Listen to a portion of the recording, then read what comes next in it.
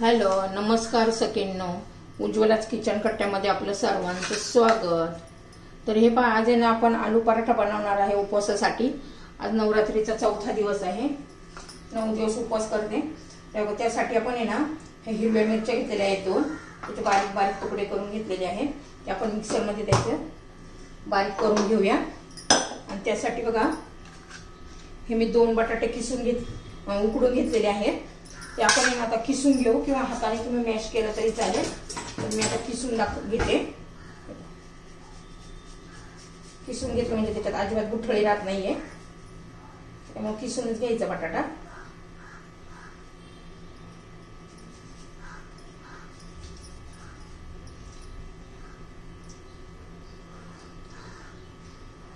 एक सारखा असा किसून घ्यायचा आहे।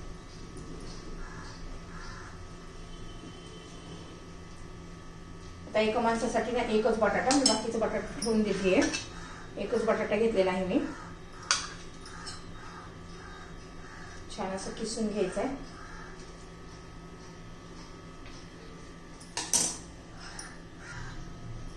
तर पहा, आता मी मिरची पण बारीक करून घेतलेली, बटाटा किसून झालेला आहे।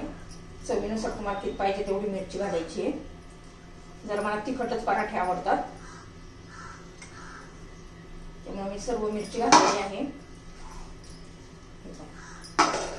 आता चवीनुसार मीठ घालायचे। तुम्ही जर जिरं वापरत असाल तर जिरं पण घालू शकता। कोथिंबीर घालायची असेल तर कोथिंबीर पण घालू शकता। हे छान असं व्यवस्थित मिक्स करून घ्यायचे। किसल्यामुळे बटाटा बघा छान असा गाठी नाही झाले। आता हे बगरचं पीठ आहे आपलं, बसल तेवढंच बसवायचं, त्याच्यामध्ये पाण्याचा वापर करायचा नाही। थोडं फार लागलं तर घालू शकता।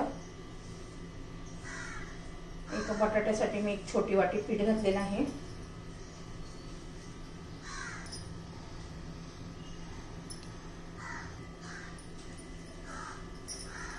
थोडं एखाद्या चमचा पाण्याचा वापर करावा लागेल।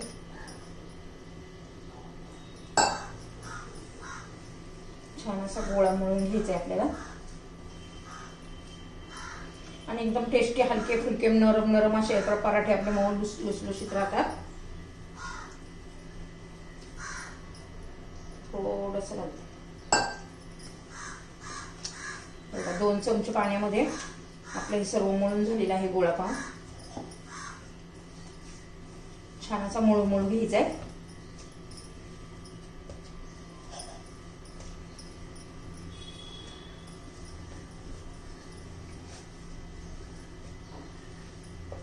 आता ना आपण याला 5-1 मिनिट असंच ठेवून देऊया, जर व्यवस्थित मुरेल म्हणजे सर्व।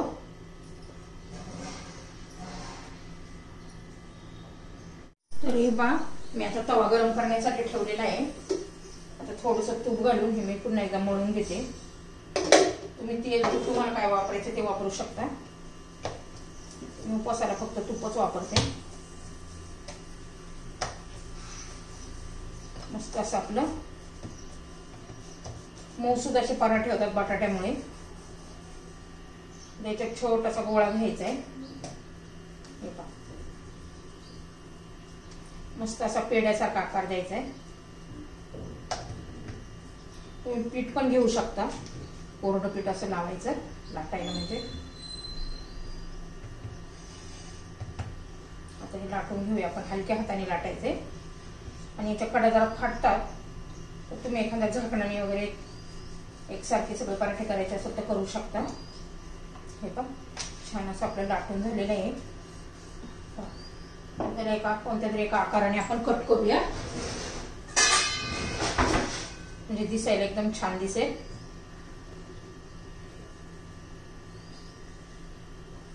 खूप पातळ पण नाही करायचा आणि खूप जाड पण नाही करायचा।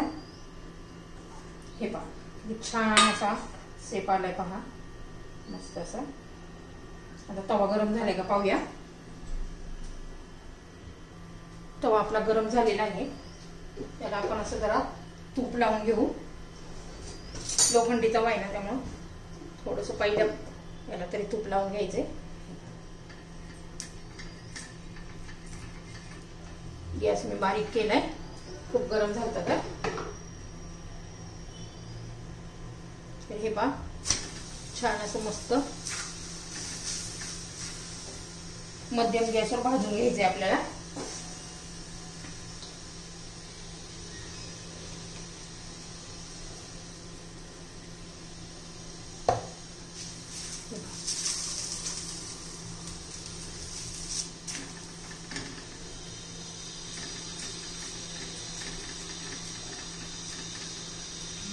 मस्त दोन्ही बाजूने असं खरपूस भाजून घेऊया आपण.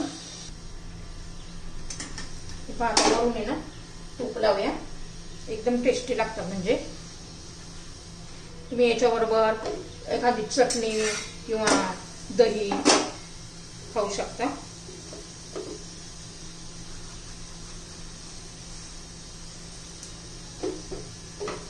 असं दाबून दाबून छान मस्त भाजून घ्यायचे.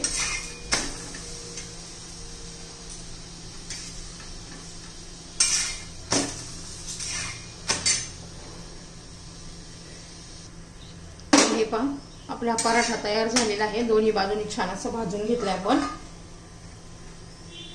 तुम्हाला जरी माझी पराठ्याची रेसिपी आवडली तर लाईक, शेअर आणि सबस्क्राईब नक्की करा. मस्त एकदम हेल्दी आणि टेस्टी असा आपला हा पराठे तयार झालेले आहेत. बाकीचे मी आता असेच करून घेते. किती छान असे झालेले आहेत. वरईच्या पिठाचे आणि एक बटाटा घालून केलेले आपले पराठे तयार झालेले आहेत. आता दुसरा पण टाकून घेते आणि सर्व पराठे मी असेच लाटून घेते आहे. बघा किती छान आपला पराठा फुगलेला आहे बघा. आणि दिवसभर जरी असे ठेवले ना, असे मऊच्या मऊ राहतात. बंद डब्यामध्ये ठेवायचे, इतके मऊ सुद्धा असे राहतात.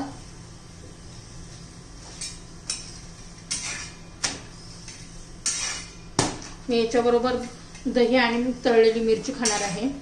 छान लागते दह्याबरोबर पण. हे पहा मिरची पण आपण आता तेलामध्ये फ्राय करून घेते.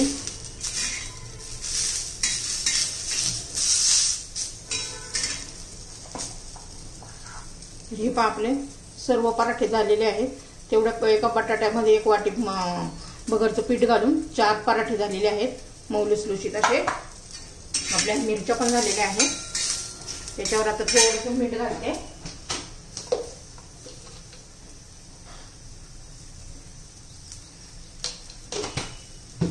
ही रेसिपी पराठ्याची रेसिपी तयार. आवडली तर लाईक, शेअर आणि सबस्क्राईब नक्की करा.